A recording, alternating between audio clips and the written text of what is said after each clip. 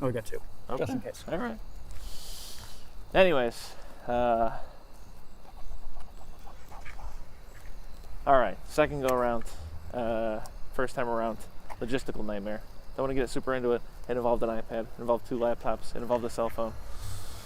It was nuts. Apologies to Elton and Nissa. We did have guests. We had guests. They came over. They helped us. I'm sorry if your feelings are hurt. But what happened is, last time we recorded an episode with guests, it was just a mess, so we couldn't figure it out. Yeah. And for some reason, one of us, me, was like, well, I'll just do the same thing again, and this time it might work. And it didn't. It absolutely did not. And also this time, we're trying out something crazy. It might not work out this time. But this one's going to go up probably. I hope so. Fingers crossed. Yeah. Yeah, right now we're walking around at almost 10 p.m. in our neighborhood with lavalier mics on. So, slightly different vibe. We watched 2 movies this week. And we're, roll the sound here. This is where our little theme song can go in.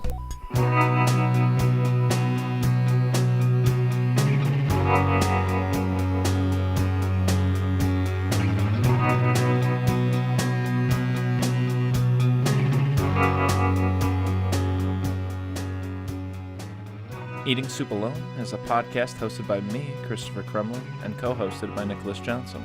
We try our best to ramble incoherently about a handful of movies at least once a week.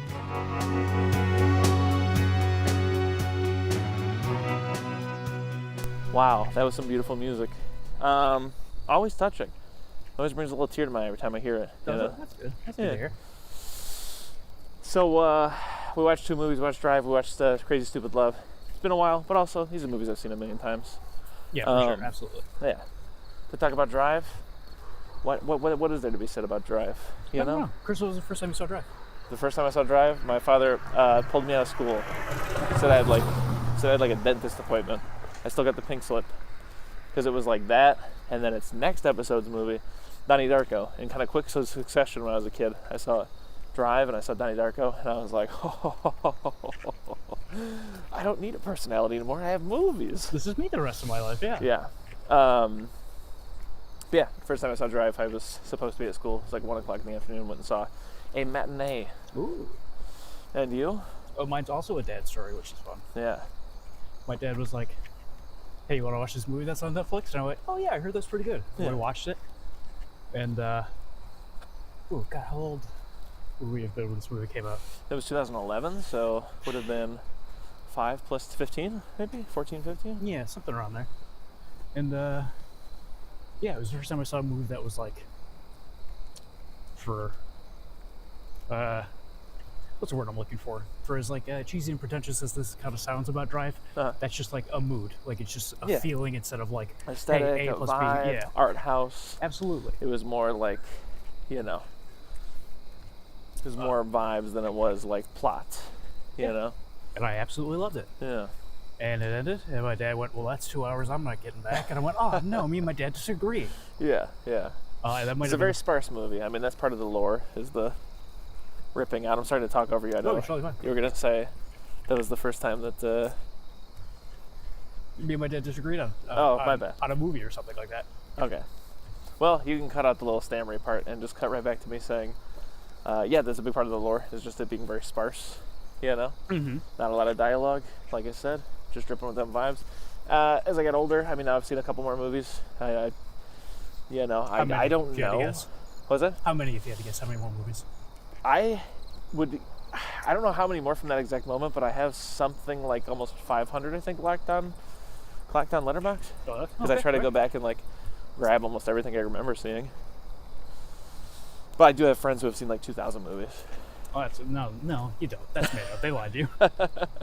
But anyways, so I don't know. I mean, I hear things from like friend of the show Will sometimes, where he's like, "What am I going to be the 1,000th white guy on YouTube saying that Driver is like Taxi Driver?" He says things like that, and then I'm like, I really don't watch movie analyses of anything but horror movies. That's my bread and butter. I just like listen to the dudes talk about, and they don't even talk about it like from like a super analytic standpoint. Otherwise, you're the guy There's nothing wrong with it. You're the guy that watches like the Shining breakdown for 4 hours or whatever. There's nothing wrong with that. But anyways. That's not true. But also, yeah, it kind of is. It is true. But Dude, anyways. Okay, go on. I was just going to say, now that I'm older, it does remind me of Taxi Driver. I've seen Taxi Driver. It's exactly that. It's like a moody, late night guy, character study, driving around at night. Yeah, it reminds me of Taxi Driver. So what? Is that shallow? Has that been said 100 times? Well, I wonder why. Because this movie reminds me of Taxi Driver. Yeah, absolutely. Second thing, it's also, I know that Nicholas Winding Refn or whatever is a European man, but this movie, European as hell. It reminds me of a lot of foreign movies from across that side of the pond that I've, seen. Huge, like, we just watched Titania. I don't know how the fuck you say it. I'm going to say Titane. Titane. Yeah, but they say it in French a different way, is what I'm trying to refer to. But anyways, Titane, remind me of that, as well as other stuff. I mean, I've seen other European movies. I'm not going to name any other ones right now, but anyways, Drive. Yeah, that's a little rundown. That's a little intro for me. How did it hold up seeing it this time? It's I'm really glad you said it when we watched it. Oh, and that's so on brand that we're going to hear cars driving by. Oh, absolutely. But yeah, you said it's a European film thing while we were watching it. And yeah, I've never thought about it that way, but yeah, it's very much so like watching it this time. Yeah, it definitely feels like a European film made by a bunch of Americans. Uh-huh. And I don't know if that's the case or not, but Sure. That's just what it feels like. And yeah, watching it this time, it doesn't hold up like it did, 10 years ago maybe. Okay. I feel like it's maybe just like a smidge too cool. Yeah. But besides that, I still love this movie. I still think it's great. We'll see. I mean, that's something I've noticed as I've I've got a couple years under my belt now, and like it's an interesting thing where like you like something, then it becomes kind of lame, then you give it a little bit of time and it becomes cool again. Yeah. And I know it's been like that forever because like that's just how like even my parents. Like, they've gone through the thing, like, when I was a kid, it was like, oh, that's so gross in the 80s. But now, like, the 80s is kind of back. Oh, I'm not saying the 80s is gone already, yeah. I'm not saying that they would, like, That's where you want to go. That way. I'm not saying that they, like, yeah. I'm not saying that they, like, they themselves, like, were specifically like, oh, I love the 80s again or whatever. But you know what I'm saying? Like, it's that thing where it, like, came back for sure, absolutely. So, Which it's a bummer now that the early aughts are back. Well, I was going to say is, yeah, the aughts are back, and, like, there was a long time where I was disgusted by the aughts, and now I see it, and I'm like, wow, I like it. I like it again. Absolutely. I'm into it again. I bought a new old car recently. Yeah. And it's got like the screen on the inside like cars have. Jesus. Big bright light. It's got a screen on the inside with like a GPS and shit. Like cars do, but it's from 2004. Yeah. And I was thinking about it when I got it. I was like, man, I remember this being cutting edge. Uh-huh. I remember this looking tacky and shitty, and now it looks like it's of a time. Sure. And it's cool again. Yeah. It's very strange. But about this film, obviously, it starts with an amazing little sequence. It's great. Oh yeah. He's got his little 5 minutes. Hey, I do my job in those 5 minutes, and they're over. Bye. What can be said about this thing? It's a Clockwork Orange. It's a fucking Swiss watch. No, literally, because the tick of the clock is playing in the background. Tick of the clock. If it were me, Chris, if I was a burglar, and I called to hire a getaway driver, I'd want a guy who gave me more than 5 minutes. And he said anything outside of those 5 minutes, I'd say, okay, no, thank you. Enjoy the rest of your day. Yeah. And I'd find a new guy who would be there with me during the whole job.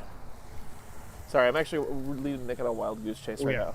Because I feel like if we go that way, we're going to end up at the main street, and that's definitely too much drive. For sure. We'll go this way, then we'll just turn around NPC style. Okay. I mean, even this might be too much drive. But yeah, I agree with you. Because even at the end of it, I'll tell you, I bet you $1,000 those guys got caught in that parking structure. Oh, yeah, absolutely. Which is like, that doesn't make him a good criminal then. He's a bad criminal. How does he keep getting jobs? If he's just going to drop him off, like he walks out, he's fine, but the cops are going in. And then the later he meets a different guy in that diner. That guy's like, yeah, my brother got caught during that. He did like 19 months in jail. And he's like, fucking get out of here, I'll knock your teeth out. He's like, has Ryan Gosling ever gotten away or gotten people away out of jobs? He gets away every time. Don't get me wrong. I love this movie. I do think it holds up. I think it's cool. I think it's a staple of the 2010s. Classic for sure. But it's got problems. But that's just inherent anytime you do like an art house thing. Anytime you're going for like not lock solid logic and you're just going for more of a feel thing. But I mean, every movie's doing that to a degree. But Anyways, yeah, this thing is known for, like I said, like just that opening, great, you know. Yeah. Same thing with like the, you know, walking in with the bullet and the hammer. Yeah. And did you give this Oh, to that iconic. little boy in my building? You know, that whole thing. Oh, I love it. Yeah. Yeah, or like the wearing the mask and then drowning the guy in the ocean. You know, the Ron Perlman man. Oh, Who, yeah. I'll say, should have been played by Joey Diaz. Yeah, I get that. I can see that. Respect to Absolutely. RuPaul's Drag Race or whatever Paul his name Rodman, is. yeah. Paul Rodman, yeah. What's his name? Ron Perlman. Ron Perlman. I do love Ron Perlman. I didn't mean that disrespectfully. It is a weird. It's a strange role for Ron Perlman. It's a strange role It's for so strange Ron to see him, Perlman. yeah. When he says that's one fine ass pussy movie, Yeah, every exactly. time I'm like, But I do like it gets when he's me. on the thing. He's like, they still pinch my cheek and call me a fucking, you know. I'm 60 Slur. years old. Yeah. Yeah, that's great. Yeah. He's, Yeah, that was Ron good. Perlman. He's like It's that. Ron Perlman, yeah. Have you But the seen- fine ass pussy mobile thing was weird. Anyways, seen, whatever. like, there's the SAG and the writer strike going on. Yeah, for a while. Yeah, still going on. Like executives or whatever, like something got leaked that like apparently some executives were like, oh, we're just gonna wait it out until these people, you know, start losing their houses and stuff like that. Yeah. And there's a video that Ron Perlman went out, put out where he's like, hey, you fucking executives, just so you know, there's more than one way to lose your house. Sometimes, middle of the night, house is burned down. It's like, what? Ooh. Jesus Christ, Ron Perlman. Damn. The realest one. Wow. Love Crazy. Yeah. Yes. What? Go on. The other big part of this movie, well, I guess we haven't even really, so yeah, that's one big part is that he's the crime man. Yes. Another big part is that he's in love with his next door neighbor. Yes. She's, works at a, what'd she do? Waitress? She works at She's- a diner, yeah. Okay. And then she's got a boyfriend, husband, Oscar longtime Isaac. partner. Isaac. Which I think is fun. Every time I see him in this movie, I'm like, oh, right, Oscar Isaac's in this Yeah. movie. But He's in prison. there was a while where every time I saw Oscar Isaac in something, I'd be like, oh, it's that Yeah. guy from Drive. Yeah. So good job, Oscar Isaac, for getting Other parts. Good job. for making more room in my mind for Yeah. you as a person instead of just that guy from Drive. Yeah. He's gone. He's So in jail. Drive moves in. Not the best move, but whatever. Then Prison Man shows up. Right? And Prison Man's like, you been helping out? Yeah. Been helping out with me? I do like that scene. Yeah. I do like that scene. It's, Top down. Top down. We talked about it in The first episode. the first episode and while we were watching it, and this is tough. It's This tough. man's getting cucked down and up. Yeah, every and way left except for and right. sexually. Yeah. He's getting cocked, yes. Yeah. Emotionally, as a father, Yeah. just every which way. Every which way will lose. Yeah. What's your favorite scene from this movie, Chris? Favorite scene from this movie? Gosh. That's such a tricky question. Do you remember what my answer was the last time? I do, because it was my answer. What was it? It's the beach scene where he's got the Oh, rubber hat yeah. on. I do love the beach scene. Because it's like, Yeah, it's, even. this and the movie we watched for next week, Yeah. which I won't mention, is they're like Forrest Gump or The Shining. Uh-huh. The scenes I've seen a million times. Uh-huh. So now when I watch this movie, I'm like, you know what? I like the part with the rubber head, the part that I've never thought about in my life. Sure. Now when I watch it, this is the most interesting parts of it. Yeah. Yeah. So yeah, that's my favorite one. The lighthouse coming and just like Sure. shining on them over and over Yeah, again. even just Great. from the start when you show the pizza house and then in the background there's the Italian like Screamale Chipinaye. Like, you know, the female Yeah. opera singer. He's just there with the bigger rubber head. Yeah. It's great. I love it. Yeah, and following him and just like again, like everything just has this like weighty, like 70s style like realism to it. Like he runs the car off the road, but not in like an amazing modern spectacle, just in this like just kind of like skadoosh Yeah, like kind of way, like just knocks him off a little bit. Yeah, I like that's the thing in the movie. Is like, yeah, it was marketed as like a drive-in action movie, but Sure. like it is incredible that all the chase scenes in this are just like anticlimactic and Yeah. like they get hurt to watch a little bit. Yeah. Like especially that one at the beginning, and it's just all inside of the car for Yeah. the full 5 minutes. Love that. Yeah. Um, Yeah, everything about it. I mean, all the violence is just kind of like static. This is just, you know, here you go. You know. I'm sorry, this is the worst thing I've ever seen. What? Just we're walking past this playground in the middle of the night. I'm scared. Of? That's what I'm getting at. An abandoned Ghost? playground in the A middle of the man? Either or. Is it liminal? Yeah. Anyways, yeah, there's some Okay. like amazingly like grotesque displays of violence and like nothing's like, you know, nothing gets any dressing here. It's just like, here you go. You know? Yeah. We do love. We put it out while watching it. We love that, like, even his haircut Yeah. is like It's Yeah, really. it's Dexter Morgan. It's Dexter Morgan, real tight to the sides, just Yeah. efficient, Just a haircut. just a haircut, but also Yeah. he's wearing a satin jacket with a scorpion on the back of it. You know, Yeah. like the most flamboyant look at me thing you ever could. I will say drip, not as drippy. No. Even then, I struggle really hard to find it that drippy. It just seems so Andrew Tate. Yeah, absolutely. 45-year-old, like, I'm gonna wear aviators and be jacked and also just wear clothes that's super tight. And it's like, yeah, but you look like a guy who's a commercial selling cologne. You know? oh yeah, he looks like he's an Armani cologne commercial. Yeah, absolutely. 100%, yeah. Which is like, also very European, oh god, I hate those. but it's European in a different way. I hate those commercials because, like, for sure, there's like a cut of those commercials that's like 4 minutes long. Yeah. It's probably pretty cool, but when they're like chopped and screwed to like 13-second ads, Yeah. they're just awful, and I hate looking at them. Yeah. But the jacket, like, I think sucks and works at the same time because it's a little. I love the jacket personally. I do too, but it's a little bit too. It feels like, hey, this is going to be this guy's jacket. Yeah. And for the rest of the time, everyone's going to be like, that's the jacket from Drive. Yeah. That's exactly what happened, but the jacket looks too much like it was built specifically for that. Yeah. Which it was, but it's too movie for me. Yeah. But also a lot of this I movie like is that too it's so movie, movie. and I like it, Yeah. So I'm on the fence. It's just like one of those things where it's like, I love, it's one of those things that I love in movies where it's like, me personally, I'm not saying like overall everybody, but me personally, when I see that, I'm just like, that's just the driver's jacket, man. Don't know where he got it, don't care. That's the driver's jacket. Yeah, but my problem is the rest of his shit isn't that, like he seems so utilitarian, I guess. Like, I just feel like he would be wearing just like t-shirt jeans. Yeah. I get the jacket because it's like he could be like, oh, jacket, cool. But like for just a single guy who has nothing in his apartment except for a catalytic converter, he's reverse engineering. Yeah. It just seems weird that he'd be wearing like the Henley shirts and the perfectly pants. You know what I'm saying? Yeah, absolutely. It's like, yeah, it's so strange to think about him going Dressed into like a model. Yes, or him going into a store and looking at that jacket and going, I like that. I'm gonna buy that. Yeah. But it is cool. My favorite thing about the jacket is the beginning. Yeah. His bush is so creepy as well. You don't like nighttime, it seems. No, it's fall basically right now. This is the bush that Michael Myers stands behind. For sure. Yeah. But it's so slick, the jacket in the beginning when he gets out at the basketball game. Yeah. And he just flips it inside out and throws it over his shoulder, so it's a brown jacket over his shoulder now. Right. Yeah. So sick. Yeah.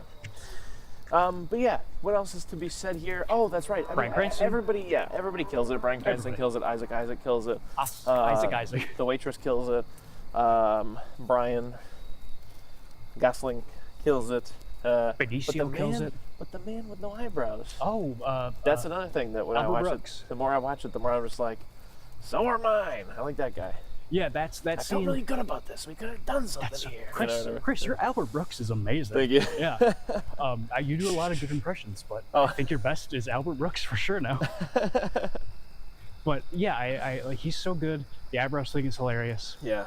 And The story that I've heard is that he just showed up with his eyebrows shaved because he felt like it was proper for the role. and it works. He's scary as hell. Yeah. But he's so good in like the my hands are a little dirty. So are mine. That on paper, when you think about it, that's lame. That kind of sucks. It's kind of not great. But like he fucking nails it. He makes it so just great. Any closing words for Drive? My only thing is the pink font in the beginning. I wish they would utilize that more. Yeah. Especially with like just the branding of this thing. Yeah, we forgot to talk about Nightcall. Just The that music video at the trailers. beginning. So good. Oh, for sure. I mean, the whole thing top down, that soundtrack is, you know. Yeah. But yeah, the branding of this thing, like even the Blu-ray that I have, I've shown it to you, it's just like him on the cover in the jacket with the hammer, which sounds cool, but it's like just navy blue washed with like white stock. It doesn't match the movie at all. No. The scorpion on his jacket is on the front. Yeah. Which sucks. Don't know why they would do that. And even like the menu on the Blu-ray before you start it. Because you know what the scorpion wildest thing reminds I've me ever seen. What's that? It almost reminds me of like an amateur race car driver jacket. And that's what he's going to be.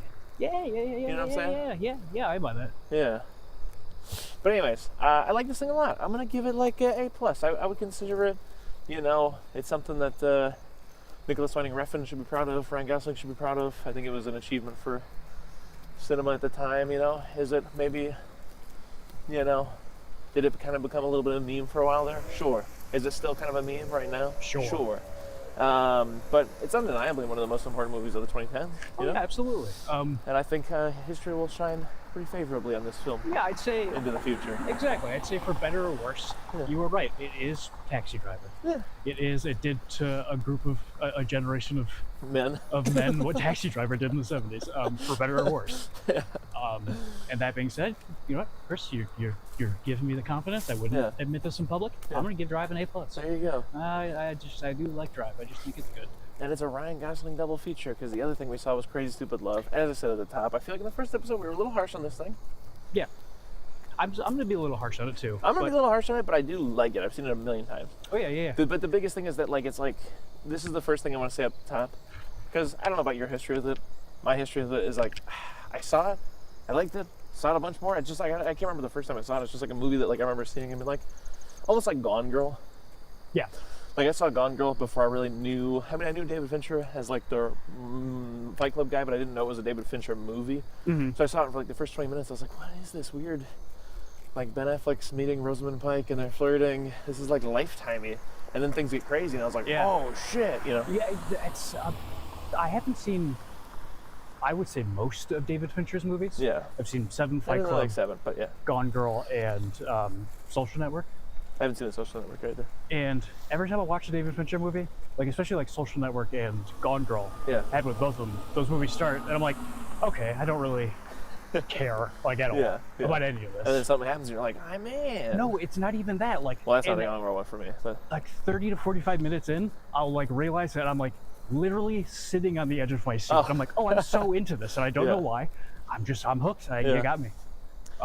But the thing I want to say at the top is the biggest complaint that I have really just boils down to like 500 Days of Summer. Like a lot of people consider 500 Days of Summer to be cringe or a meme at this point, right? Yeah. And like I feel like Crazy Stupid Love has the same problem where like it subverts its genre in like a clever way, and it's a fun watch because of that. You know, and it's but the problem is that like in order to do that, it's so seeped in the genre. You know what I'm saying? Yeah, like absolutely. It's so much just even aesthetically.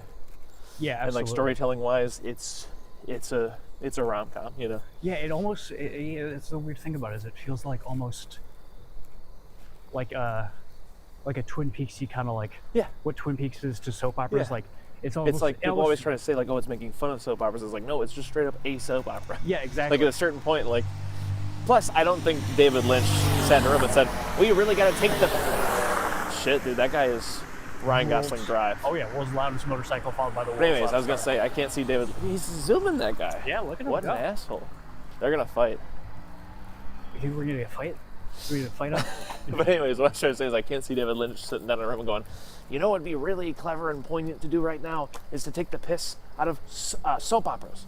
Oh, what's the deal with that all day long? You know, like, you know what I'm saying? Yeah, no, it's like they're like, yeah, let's take this thing and build our thing inside of it and like just use the tent poles of a soap opera. Let's use the tent poles of a. I feel like Crazy Stupid Love almost does that. Yeah. I feel like there are some parts where, I mean, the first time I saw it, I was like, oh, absolutely, that's what it is. But as the years have passed and I've watched it again, I'm like, yeah, I don't know, this does get kind of stuck in the bad ends of a rom-com. Right. But there are still things in it that are just kick ass. For sure. Like from the top, for better or worse, no matter how it's portrayed, whatever, like at the end of the day, that message of like, hey, don't slouch on yourself because it kind of bums out everybody around you. And if you don't care about yourself, it makes it kind of hard for other people to love you. You know what I mean? It's a good message. Yeah. It might be like, you know, mixed up and going out and fucking every night and stuff, and maybe that's not the best place to get your confidence from. Yeah. Or whatever's going on. You know, obviously it's very much so focuses on like the man's side of the breakup. What does she do? Absolutely. She like has a weird failed affair and then realizes what she lost.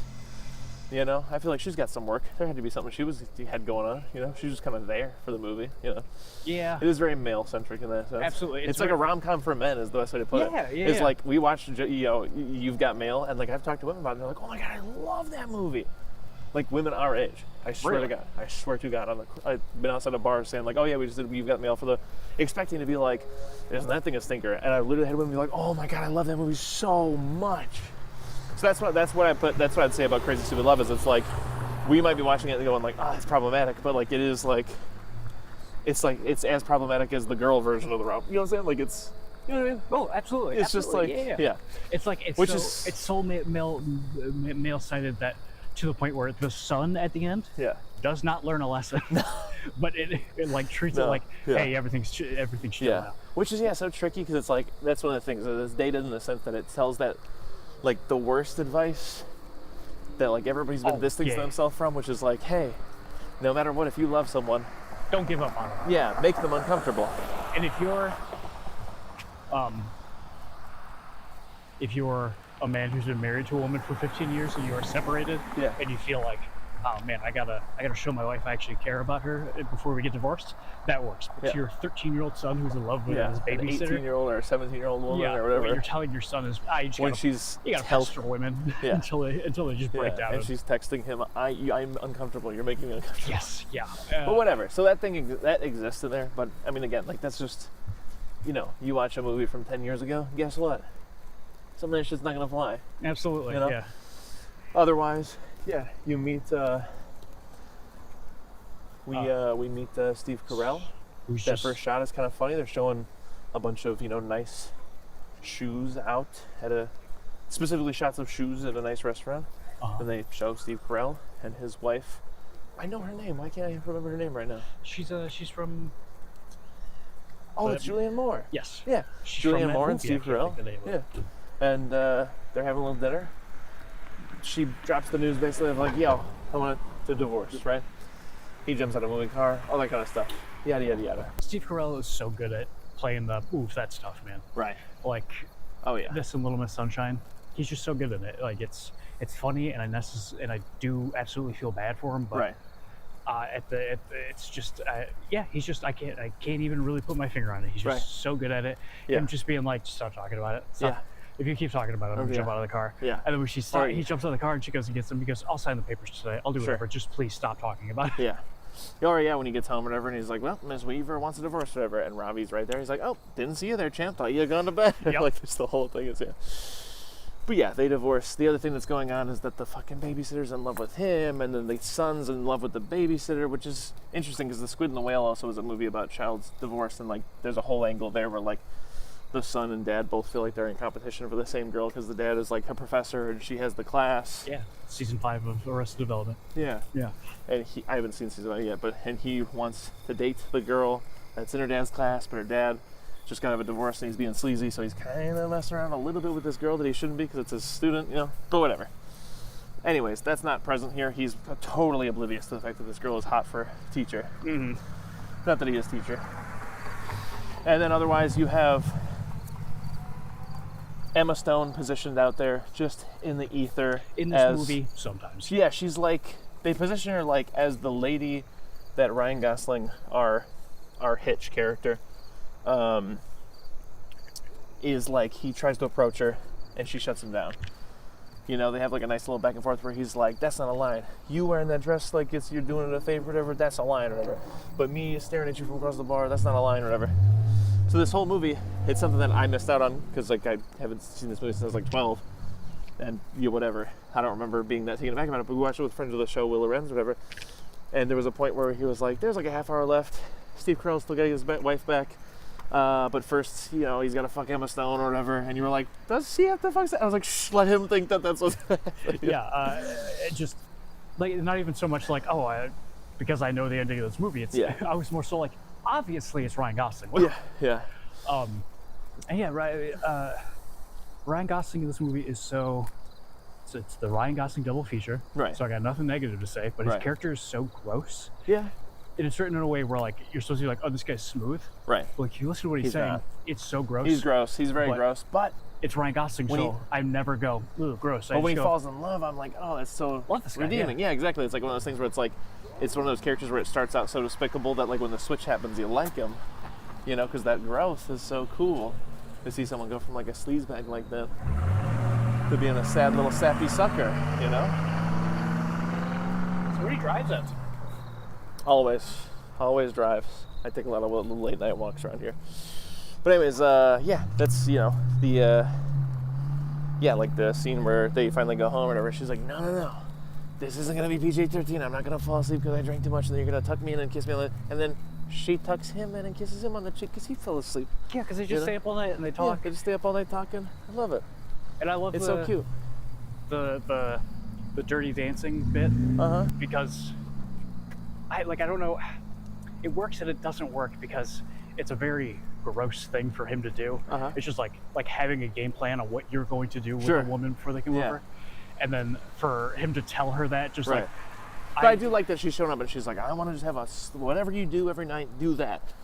She's like, he's like, all right, fine, this is what I do next then. Yeah, and like he's like embarrassed by it. Yeah. But like when they do it, it's like genuinely like, oh, it's a gross thing that he does, but now since he's being so bold-faced about it, it's like a genuinely nice moment between these two people.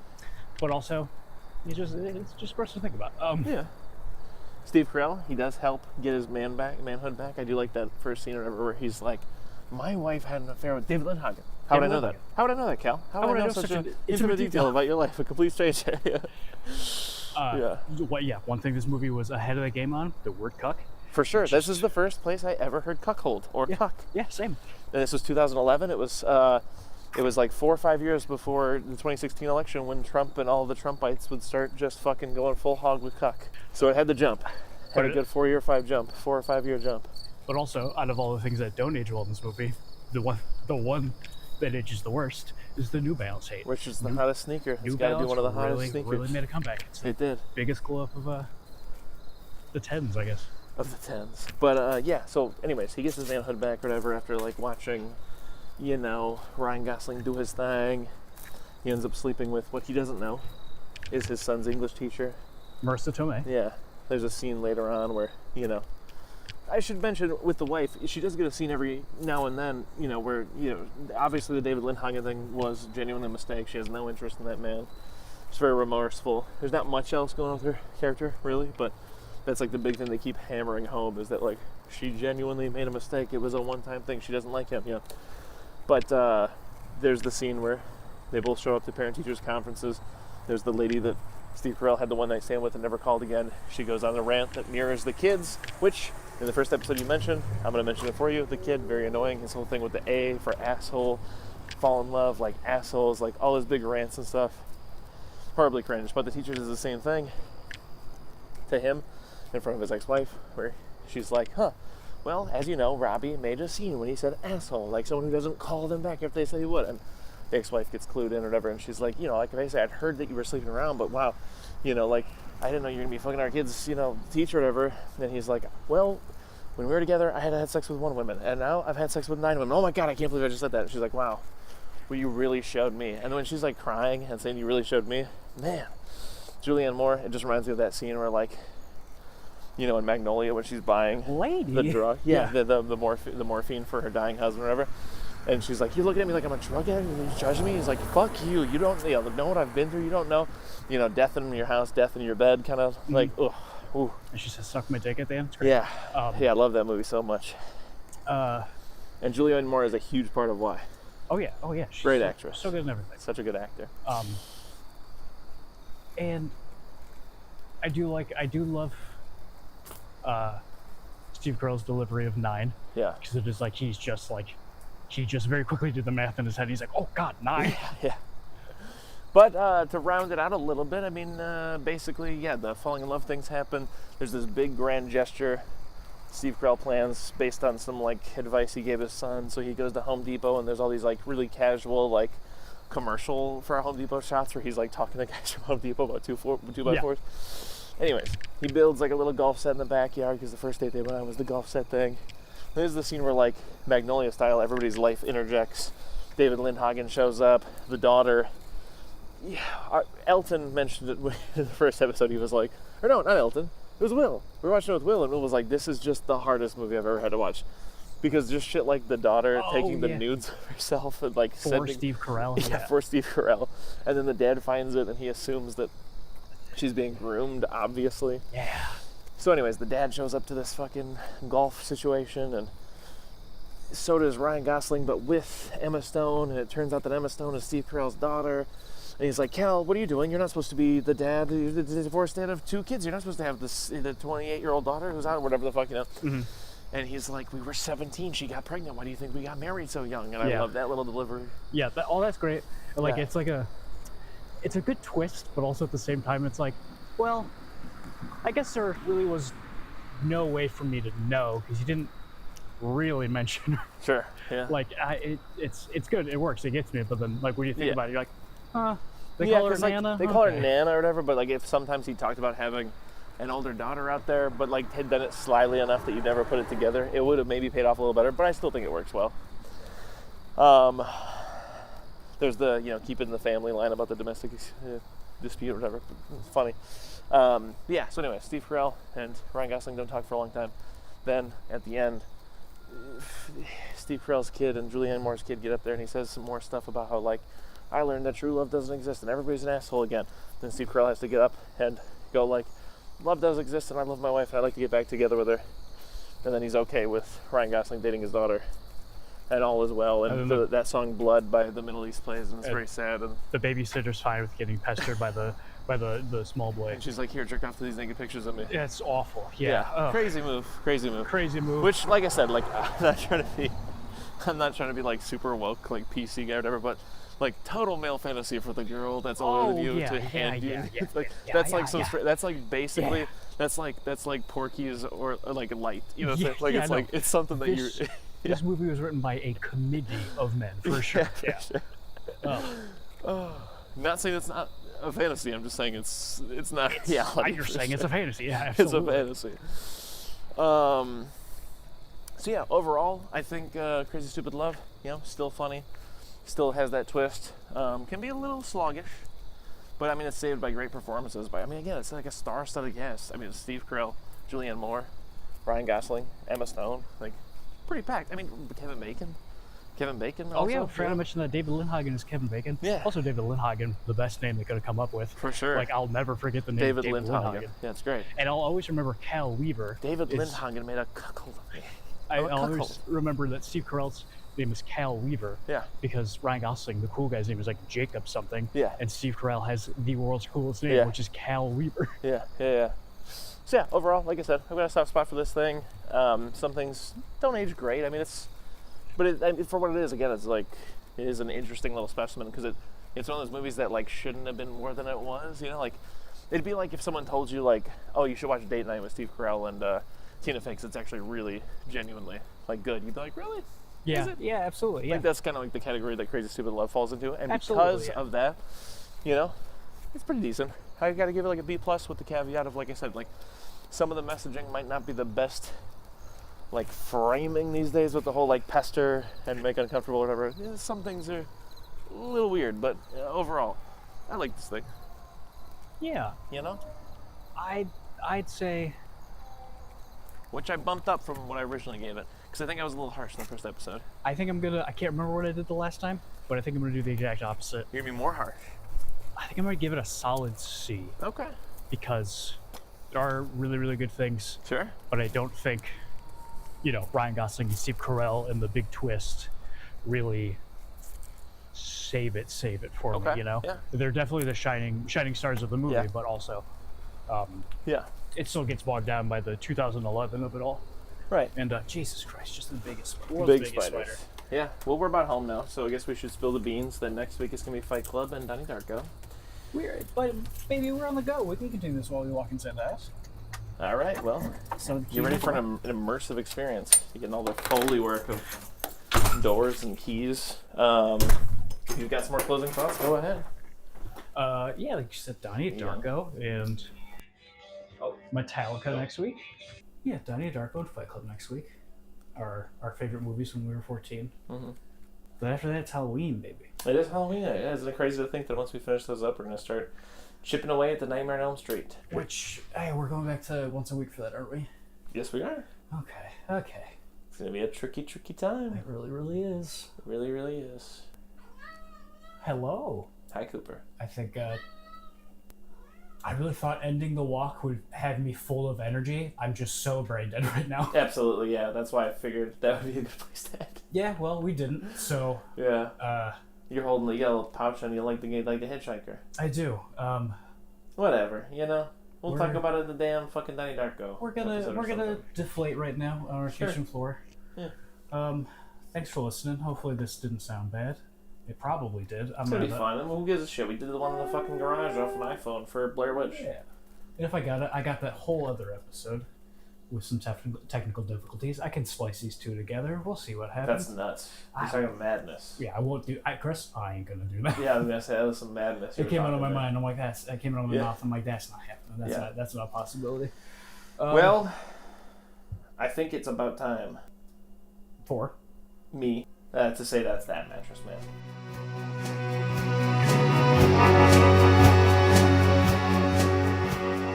If you need more soup, follow us on Instagram, Facebook, and Twitter, or go to our website, eatingsoupalone.com.